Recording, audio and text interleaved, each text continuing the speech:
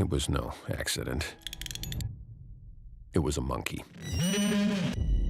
That's about The Monkey, which is the latest film from Osgood Perkins. I will tell you, I was a fan of Osgood Perkins' Longlegs.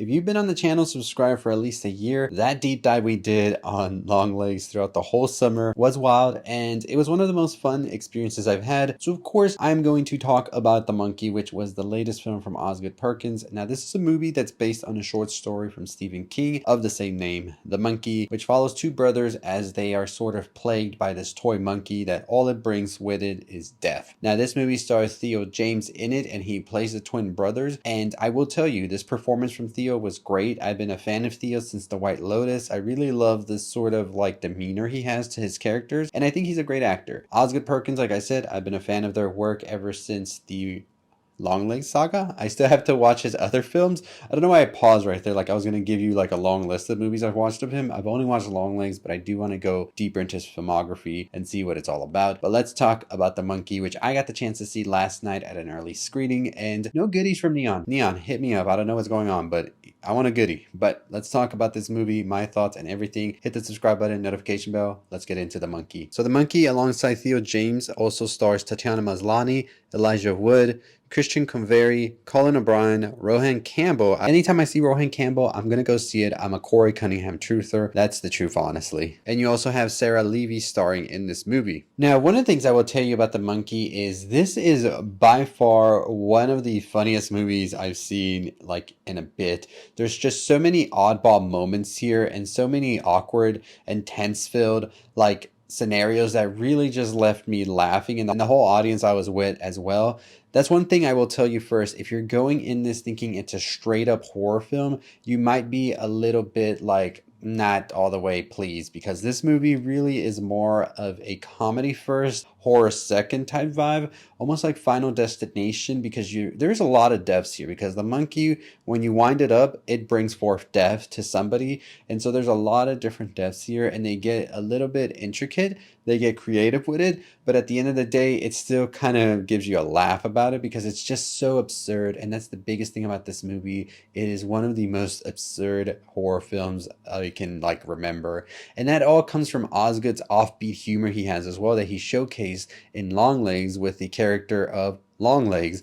And this movie is a lot more sillier than Longlegs for sure. It's not as dark, and that's kind of funny to say when it's a movie about death, but I think the movie really is more like a compilation of these deaths, where I had my problem with that, I will tell you, because I feel like the movie sort of becomes a bit of a bore and a chore throughout some sequences when you're just watching these people die in these like ridiculous and intricate ways, of course, but it just feels like, okay, what's the next one we're going to see, right? But I think the movie really finds its footing in the second half, where it starts to sort of really showcase and really bring forth these very zany off-the-wall characters. And I think if we spent some time with these type of characters a bit more than just trying to focus on just the deaths that are occurring, I think it really would have elevated a bit more. But honestly, the best parts about this movie were not the deaths and everything like the marketing is doing. It is these weird characters that give some weird vibes throughout and kind of make you feel like, what is going on here? And I think as a series, this could have been a lot better in my opinion, because you really could have fleshed out a lot of these new characters we see throughout the second half that were just promising in my opinion. Like they had a thing to them that I was like, I would love to see more of them interacting with the world and things like that. So I thought that the second half, especially the third act, is solid and super strong. It really comes into its own, but by the time it does so, the credits are already rolling and you're just like, yeah, I wish I got a little bit more of that than what we got prior to it. And that's the problem with a movie that's trying to do two tones. It's trying to balance the comedic aspect of it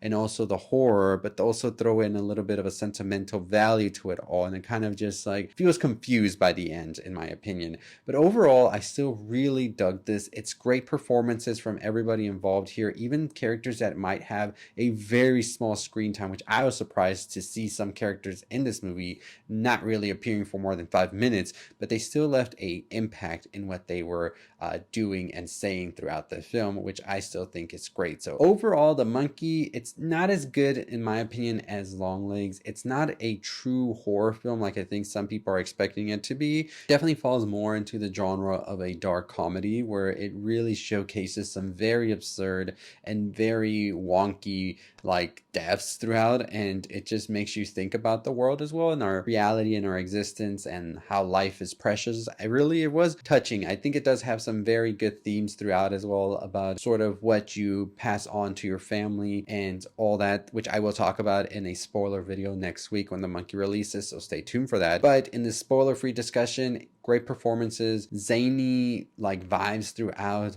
some very intricate deaths. It does get a bit gruesome, but I think it's not as gruesome as some other movies or you might be expecting, but it does get gruesome. Just so you know, if you're squeamish, you might want to hold off a bit here and really learn what's going on in the film.